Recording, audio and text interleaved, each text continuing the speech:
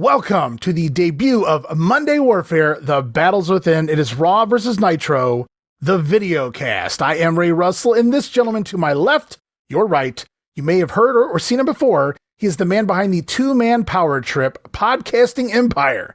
And he was recently a guest on the Wrestling Memory Grenade. You may have heard that episode. We talked the fall of 1988 in the World Wrestling Federation. Please welcome back to the WrestleCopia Podcast Network, the one and only Mr. John Paz. Good to have you again, man. Thank you. Appreciate you having me back on. I love the soothed sounds of your voice, so I had to come back. I feel like I needed to come back. Oh, you're the one that's just a nice, mellow voice. It's a good time. It's a mutual admiration society. We both cut our hair the same. We're ready to roll, guys. And we're bringing to you this live. Well, it's not live to tape. Is that what they called it back in the day? But we're here on all social media, YouTube. You can find this video anywhere. The first part anyway. We'll get into that in a little bit. But just so excited this week, the inaugural Monday Warfare videocast. And that means we'll be discussing the very first week of the Monday Night War. And with that comes the debut edition of WCW Monday Nitro. Can't wait for it. Love it. Loved hearing that Nitro was coming. So excited for Nitro. It's funny because wrestling was not great at this point, but for some reason I was overly obsessed and like super excited for Nitro. Raw was kind of getting boring. Sometimes it was taped. Sometimes you could tell it was taped. Sometimes you didn't get some great main events. Sometimes you didn't get some great matches at all on the show. But Nitro, I was excited about it. It almost seemed like you're getting a 1 hour pay-per-view level show every week that was live, that had an awesome look to it, had a cool feel to it. It was just different. I don't know. I was so excited for Nitro then, and I'm very excited for this now. Yeah, I mean, the production was amazing. Kudos to everyone involved in pulling that off. We'll definitely be discussing that more as we get into it later. But before we get going, John, I want you to tell everybody a little bit about yourself, as if they don't know, but let's pretend like they don't. Let's tell everybody a little bit about John Paz.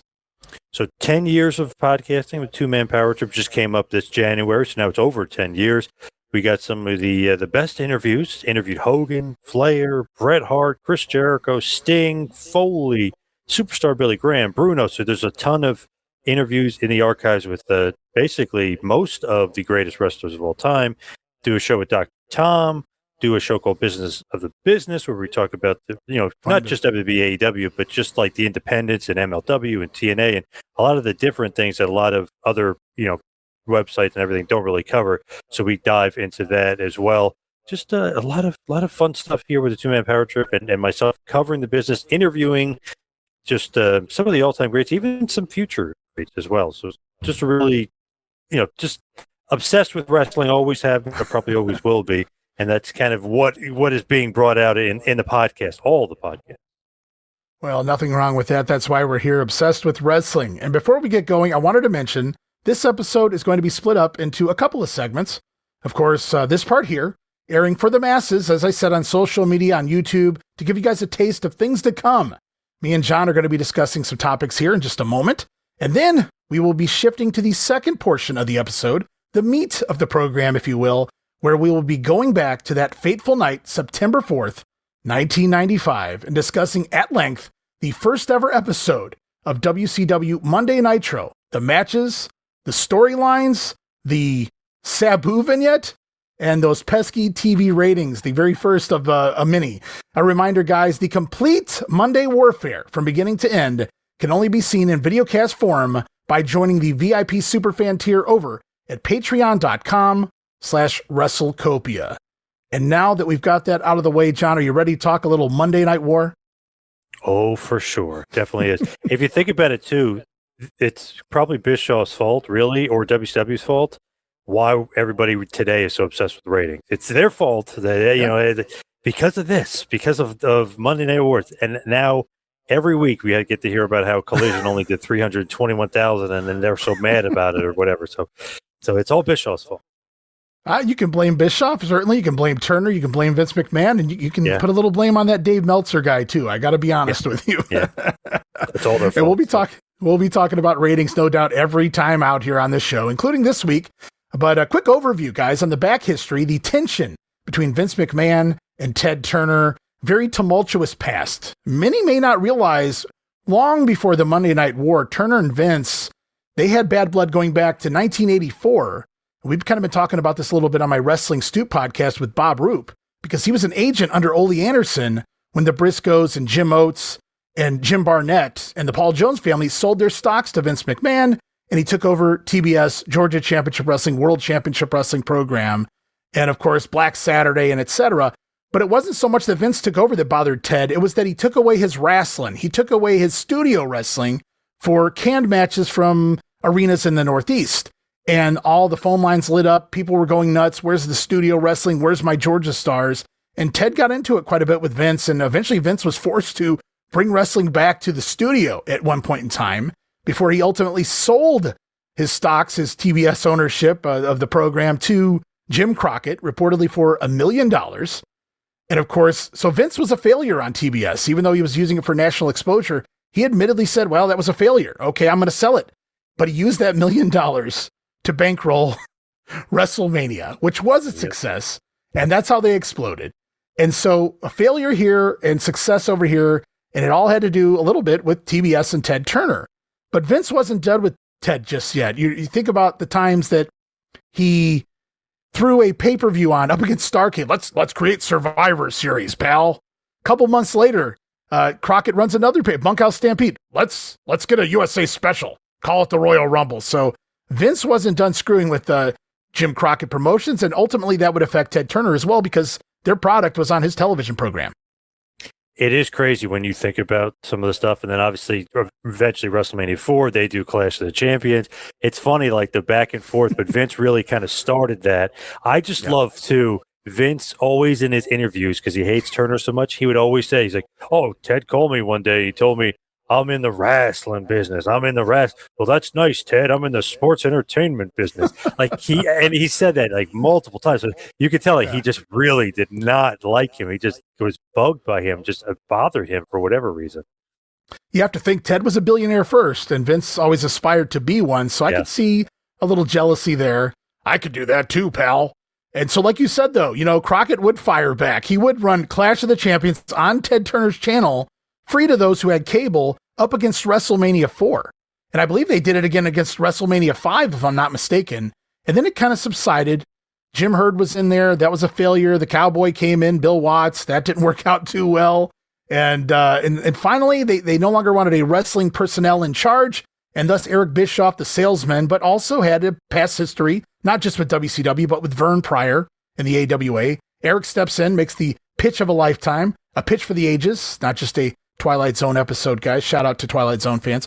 But he makes a pitch for the ages, and he gets the job. He's in charge of WCW. The thing that gets crazy is, okay, they didn't want necessarily a wrestling guy, but it seemed like Jim Ross, if you really look at it, probably should have gotten that just by resume and by what he was doing.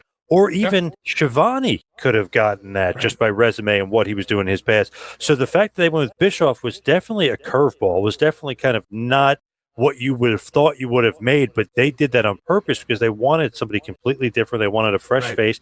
They wanted somebody to be the executive producer at first and then eventually become basically the executive vice president and then the president eventually. But it was like they wanted a TV guy. They really wanted a TV guy. They didn't want a wrestling guy. And then all of a sudden, it's like, okay, well, then Jim Ross is gone. Well, then Shivani falls back into a role. And it's like, okay, then it's Eric Bischoff, and he's running things. And for a while, obviously, it turned out to be pretty damn smart because he completely turned around WCW.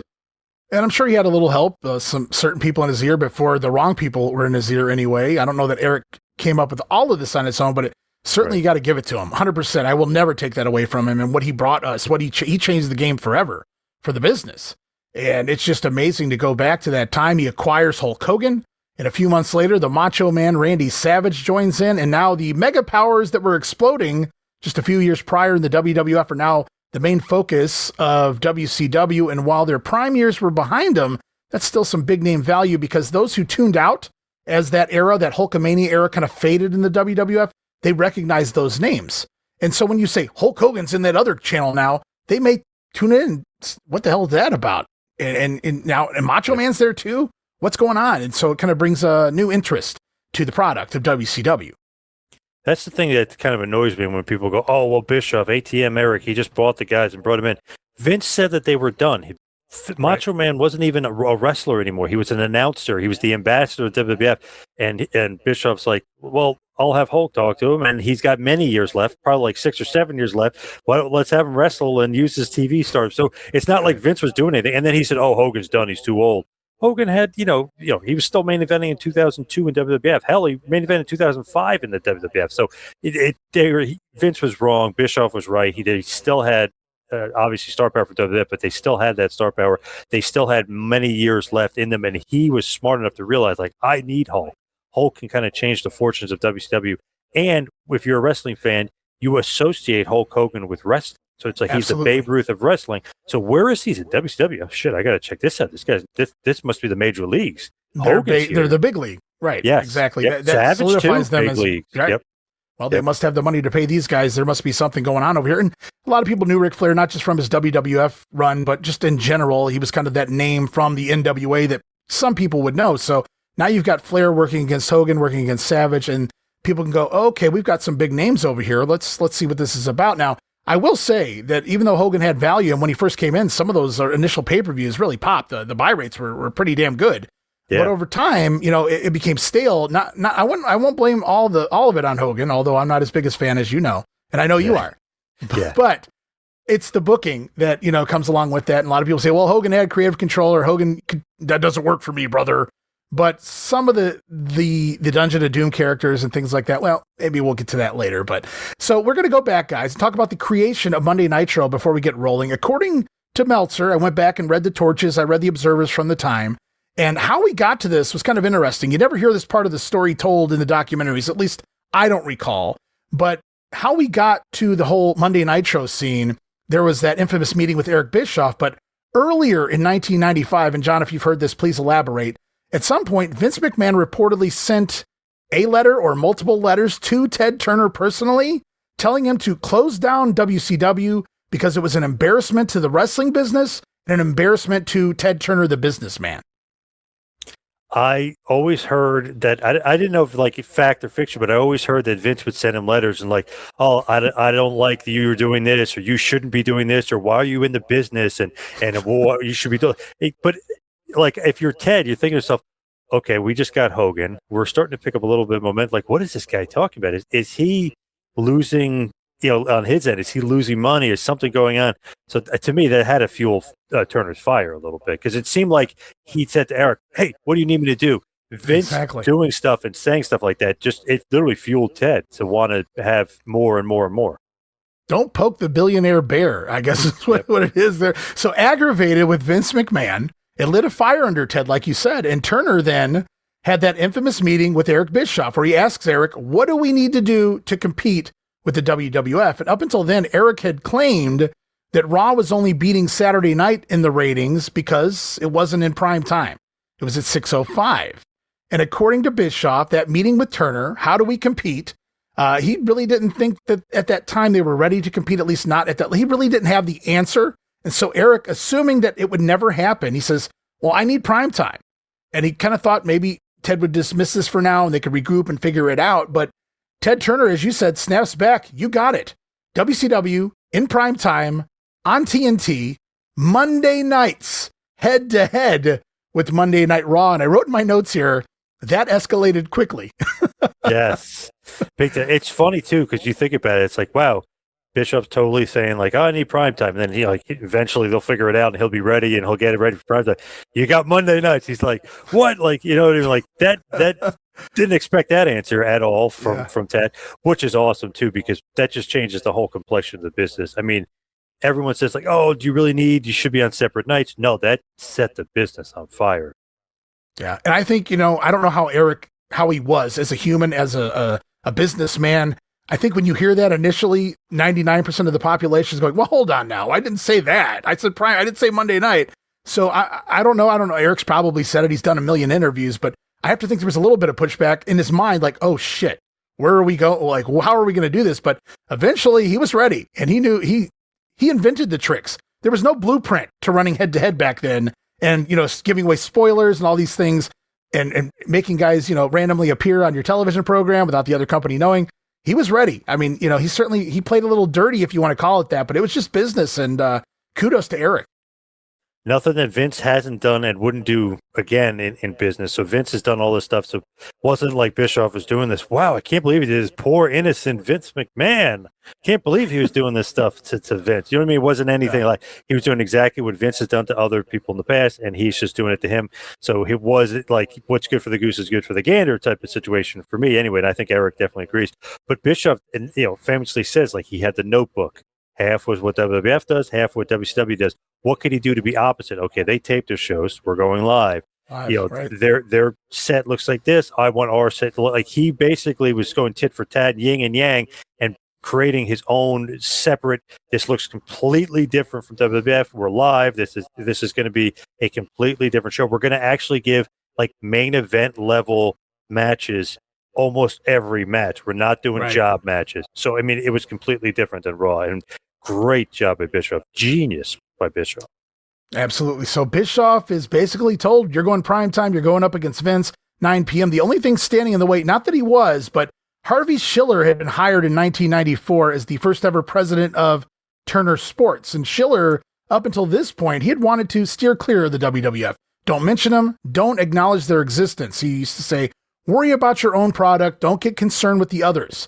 But by this point, even Schiller agreed, all right, let's try and overtake the competition, because I think at this point he realized Ted Turner was serious about this wrestling thing. It wasn't going away. Even though it wasn't a sport per se, Harvey Schiller was in charge, and thus he kind of gives it the green light as well. Not that they needed it, but it's nice to be there. That even the president of Turner Sports is saying, all right, let's do this thing. We're going to go all up, balls out, if you will. And that's the rest, as they say, is history. And from there, I believe Eric Bischoff became obsessed with ending Vince McMahon. It seemed that way, although he says maybe not, but it does seem that way. They were definitely on the verge of wanting to. I love though that he would give out the spoilers. I know maybe not necessarily like right away or what we're talking about here, but I love that he basically was like, there's no need to watch Raw. This is what happens. Like to me as a fan, like, oh, maybe it's a cheap shot. I thought that was great. At 15, watching that, when he did that, my jaw dropped.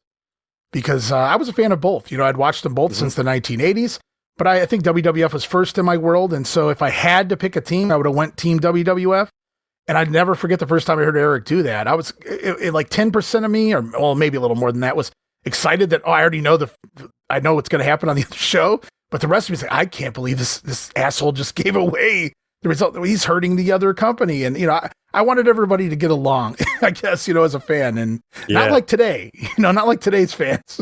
But it is crazy though. Like that helped WCW, and obviously fast forwarding to 99, that killed WCW. Like 800,000 people turned the channel to see Foley win the title. It's like, wow, it worked so good. And like, you knew like it was coming to an end when your exact game plan that's worked before works against you. It's like, man, that's double-edged sword with that, I guess. Yeah, we come back to bite him in the butt a few years later. But so as the decision is made, Monday Nitro is not yet named. However, in the summer, Ted Turner runs a press conference. This video footage is out there, guys.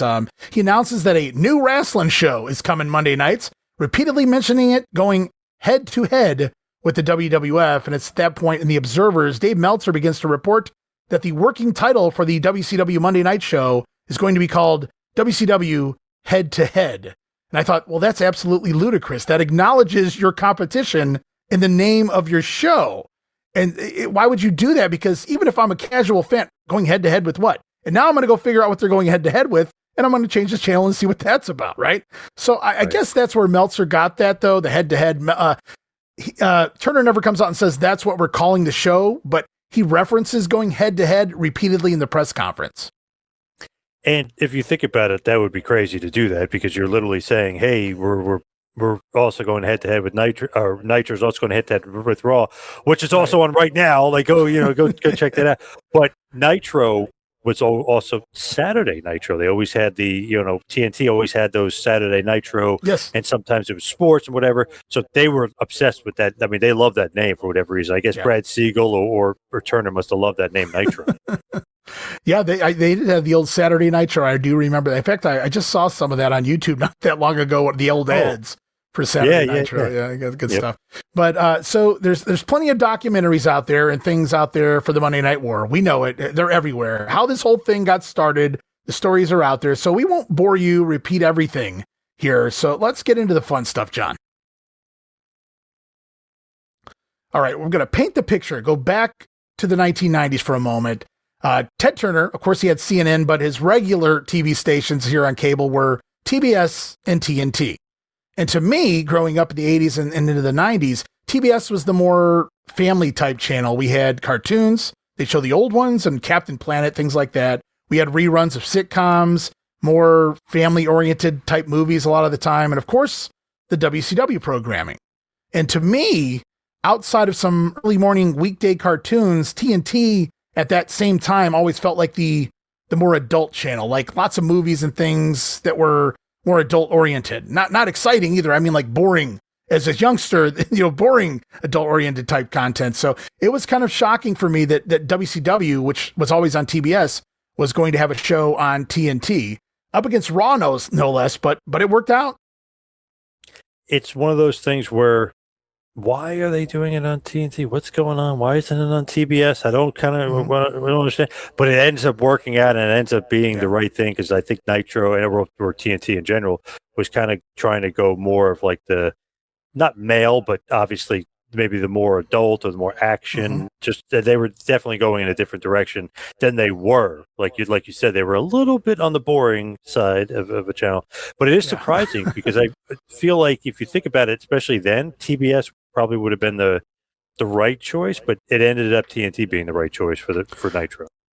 I don't think Ted did it on purpose for the reason that I would claim that it happened for, but they wanted this to be different from all of the wrestling, even including their other TV programs. So even though it probably wasn't done for this reason, I think it was great that it was on TNT, so it wasn't mistaken for the type of product they were producing on TBS. So it was a very different product. So I think great move to put it on TNT, even if that wasn't the real reason. I'll pretend that it was. But Nitro debuts September 4th, 1995, by no mistake, John, strategically Monday, September 4th, while Monday Night Raw was preempted for the second week in a row by the US Open, the tennis. So no wrestling competition here. Full attention to the audience here on TNT. Genius strategy, genius first shot fired by WCW versus the WWF. Hey, you win week one, right? I mean, there's nothing. Can't lose. You literally can't lose. Very, very smart. And obviously you got Hogan kind of be on the main event, so you're pumping up that Hogan's going to be on, which is going to get some extra attention. They put Sting and Flair on, who are like their two big draws, and they always have been. And really, until the bitter end, they were really the two biggest draws as far as TV draws for them. That's for damn sure. Where Sting and Flair, they're on the show. They're going to have Liger and Pillman. I mean, just the way they kind of set it up, the way they presented it was perfect. You get exactly what the WCW fan base wants. You get exactly what the casual viewer would want too. Because even Big Boss Man, Big Bubba, I mean, he's going to be in the main event. So the casual viewer, or the WWF fan, or maybe the lapsed fan, or whatever you want to call it at that point, they're going to be interested in the show. Really, really smart. And I love the venue. Oh, yeah. We'll definitely be getting into that venue for sure. You can't help it but talk about that venue. But so take me back to September 4th of 95. Tell me your memories of that night, flipping it on Monday Nitro for the first time. Not necessarily the matches and everything, just your feeling going in and your first thoughts when it popped on the screen, the intro video, the mall, things of that nature. Awesome. Love the intro. The production just seemed like it was, which is crazy to say because WWF always had the best production. It seemed like better than WWF. It just seemed like I was way more excited. I was amped. I was pumped. Wrestling, it wasn't like great then, but I was just so excited. I'm like, wow, we're getting a Monday night TV show. This is so cool. And I was actually really into like Sting and Flair having them. I loved that. I was obsessed with that feud and loved it years before, loving it again when they brought it back. It was just, I don't know, I was just so excited and into it. Like, this is going to be awesome. And this is so much different than Raw because we're not going to get some, not that you really know it's tape, but you had a feeling that like this isn't the best effort that they're putting on. This isn't like, you know what I mean? Like this isn't pay-per-view level or whatever. Nitro felt like it was pay-per-view level, and it felt like unpredictable. Like you literally had no idea what was going to happen. Oh, absolutely, totally. And I didn't even have to figure out which channel do I want to turn it on. Nitro is brand new. I probably would have chosen it anyway out of curiosity, but I didn't have that issue because there was no Raw. So it was full speed ahead. I flip it over on my cable, local cable. Channel 44 was TNT.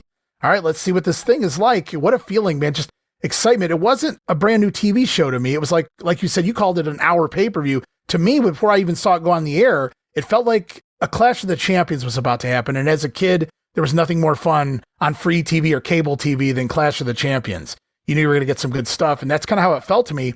And then the intro hits for the first time. The explosions, the fire, the wrestlers projected onto the building, the grittiness. It was like in your face. Never seen anything like that before, not just in WCW, but in professional wrestling as a whole. We left the cartoon era that night to a degree. Now we're going to have the Yate will pop up before too long, but we're moving that direction. We're moving away from the cartoon era, and it was just a different world completely. Love the song too. I don't know, like everything about that intro is great, and the kind of like the Godzilla noise, if you will, in the background too, and just really, really well done. It was like, man, like this is like getting me pumped. Sometimes the Raw intro, could do that, and you could like that, but this just felt like that on steroids or something, like 2.0. This was like, wow, this is awesome. This is so cool. This is different, and which is nuts. I said before, but it's nuts. The production value actually seemed better than WWF, which is like the kings of production, always the kings of production. WCW felt like they were light years ahead of them at that point. And they were in a freaking mall and still managed to make the production look absolutely amazing. The lighting would always be a thing for WCW moving forward, at least for Nitro. And absolutely, it was just a different look. And the Mall of America was an unusual choice, a unique choice, though. It was going to stick out forever. That's something you might not remember if the show last week was in Hartford, Connecticut, or St. Louis, Missouri, but you're going to remember the first ever Nitro was in the Mall of America, Milwaukee, Wisconsin. Or Minneapolis, Minnesota. Sorry, guys. Yeah, I was going to say definitely Minneapolis. Like when you're viewing it from the mall, not necessarily that all those people are there for wrestling, but when you're looking at it, there's like thousands of people there. It just seems like, well, they all must be there for wrestling, even though they're probably not. It just seemed like it. Like it's like, oh my God, there's like 20,000 people walking around. It's just really, really cool. I just thought, man, that is so different. Absolutely. People going up and down the escalators in the background, just a very different, unusual sight. And kudos to Eric for coming up with that as well. And before we get to the second half of the show, John, one more thing we'll touch base on here. We're going to leave you guys with this before we move on to the other portion. And that's going to be available as part of patreon.com/WrestleCopia. And that's part of the VIP Superfan tier you guys can join today. But before we get to that, we're going to give everybody a real treat. And we're going to talk about the elephant in the room. And I'm talking about the arrival of one Lex Luger, who showed up at the top of the Sting Flair match, just kind of standing there, staring at the action in the ring, in the aisleway. And just an amazing sight that, again, you want to talk about your jaw dropping. What the hell's going on? Lex Luger was just on WWF television the weekend prior.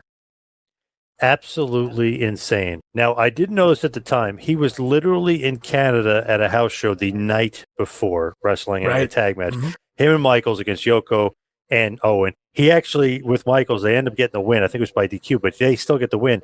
Kind of says like, okay, we're going to re-sign this guy. We think he's under contract. We think he's with us. He's on a house show. He literally leaves Canada, works for WWF, flies down to Minnesota, and he's a part of Nitro, the first Nitro. Utterly floored, utterly shocked. Right then and there, you could literally tell the difference between Raw and Nitro. You're like, holy crap, anything can legitimately happen.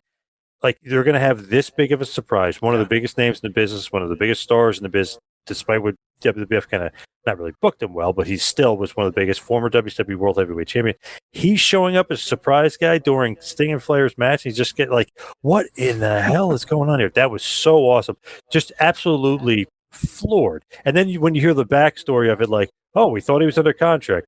Well, Bruce, he's not under contract.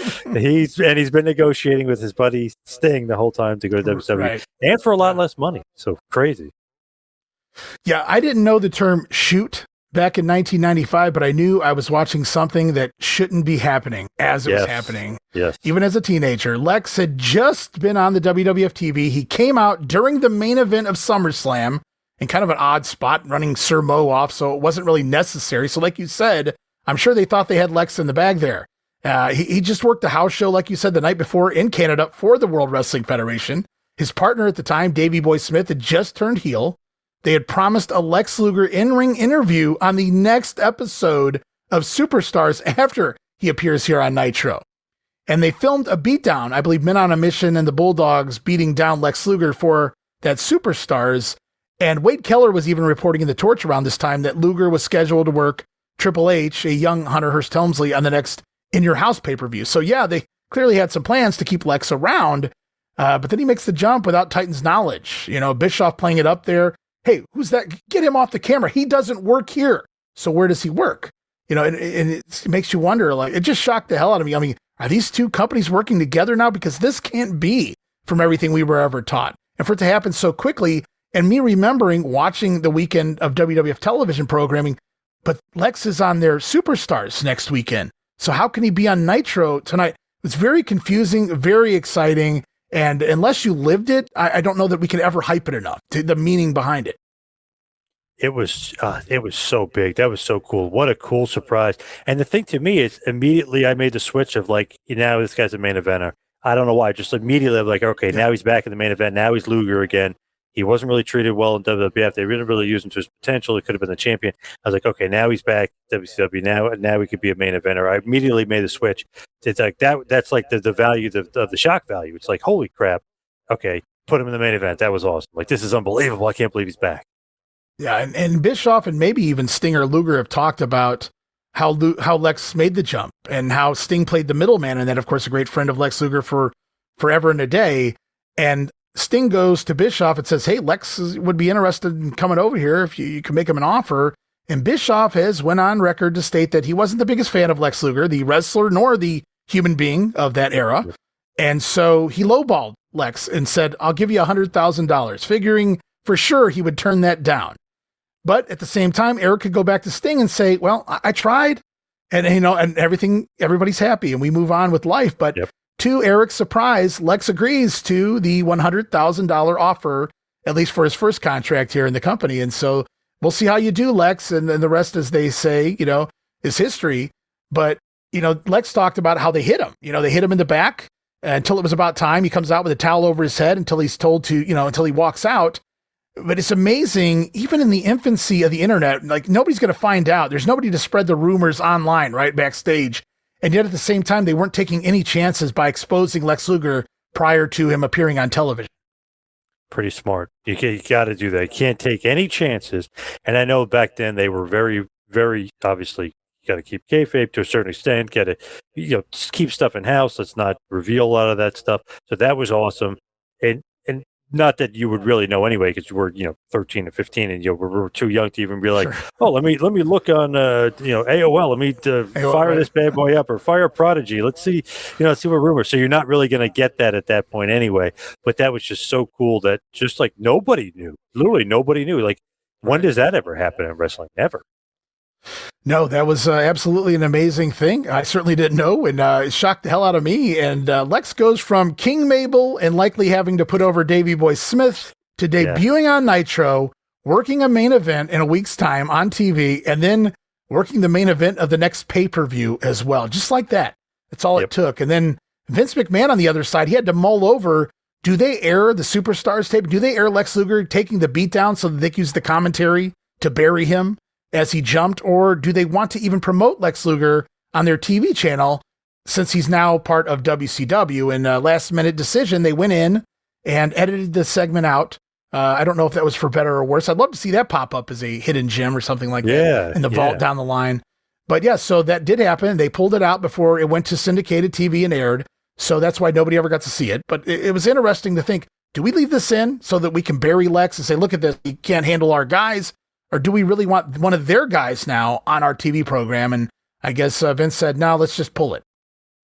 Kind of smart in a certain way, because if you did do that and he was getting beat up, he literally was on the other program. So people could be like, wait, what? When was this? Like, when did this happen? What? Like, or it might make you want to watch even more. It's like, wait a second, he's on both shows. This is like, oh, you know what I mean? So probably smart just to like, all right, let's just pretend this never happened, and let's just, not say anything that this guy is gone, because my God, he just showed up in WCW and we didn't even know he wasn't under contract. Right. Crazy. I don't know if Lex jumping to WCW, I don't know if it had the long-term impact of the Hall and Nash jumping over to WCW in 96, but the immediate impact was equal to me. For me, it was. It was as huge a deal, but the difference was I knew Hall and Nash were coming to WCW. I had no idea this Lex Luger deal, right? Because back then, even though I didn't have the Observer, we had a local phone line you could call. The newspaper had a phone line, and there was like a whole page, probably like 1,000 different 5-digit codes you could enter, and you can get your horoscope, you could get the weather, you could get sports results, you could get the movies and the times the movies are playing this weekend at your local, movie theater. And you had this guy, Blackjack Brown. I don't know if you've ever heard that name before, but of course, yeah, yep. Insider. Used to see him at Madison Square Garden. I used to see him. Oh, okay, yeah. And Blackjack Brown would call into the quick line and leave a wrestling news bit every week. It was about 2 minutes in length, and I feel like all he did was read the bullet points of the Observer or the Torch or something. But I'll never forget the very week it came out. He broke the news. I called the thing every week religiously, and I hear Scott Hall's going to WCW. Kevin Nash will follow. And I'm like, what? And I mean, my heart stopped for a minute. Like, what the hell is that possible? So but I knew it was coming. So when it came, it wasn't as big of a shock, but it was awesome. Huge impact. But the Lex thing I didn't know. So that's why to me, it's equal in shock value. You know what's crazy? I used to call 1-900-909-9900, the WCW hotline with Mean Gene. Yeah. And I was so dumb at this point. He's like, Scott Hall and Kevin Nash have signed with WCW. I'm like, oh, that's nice. Who the hell is Scott Hall and Kevin Nash? Like, I didn't realize their real names. So I'm like, dumb. And then when they appeared, I go, oh my God, that's Hall and Nash. I was like, oh my God, how did I not realize it? I was like, I'm so dumb. Like, oh, like I knew it. I called the hotline and he told me. Damn. But it's crazy. Mean Gene was giving away spoilers for his own show. You know what I mean? Yeah. Like, yeah. But I talked to Kevin Sullivan about it. He said, well, Mean Gene was kind of told at one point, like, you got to stop giving spoilers. Like, you're kind of going into business for yourself here a bit. Well, Gene was collecting a good chunk of that phone line money. Yes, and that's why he did it. He said that's exactly, and like more power to him. But he goes, well, we had to cut him off at one point because he was making so much money from the hotline. We're like, okay, we're taking a piece, and you got to stop giving out all the spoilers. I love it. It's great. Good old Mean Gene. God bless him. Oh, man. All right, guys, at this point in the show, John, I got to thank you again for doing this with me, first of all. It's been a blast, man. Hey, no problem. I'm glad to be here. Glad to do it. Thank you for asking me. I love some Monday Night Wars. That's for sure. Absolutely. So, okay, guys, that's going to wrap up the first part of this week's Monday Warfare. Again, I got to thank John Paz for joining me here as we set the stage for what's to come in just a moment. We appreciate everyone out there for taking the time out to watch and listen. We hope you'll join us for the rest of the program, for those interested in sticking around for the full-length discussion of the debut edition of Monday Nitro and all future Monday Warfare videocasts, along with many other videocasts, I should mention. Lots of projects going on right now on the Patreon. I encourage you guys to please sign up to the VIP Superfan tier, patreon.com/WrestleCopia. And now to our current VIP patrons, you don't need to do anything, guys, more than just sit back, grab your beverage of choice, and take that ride back to us to September 4th, 1995. Get ready to enjoy the beginning of the Monday Night War with the debut edition of WCW Monday Nitro.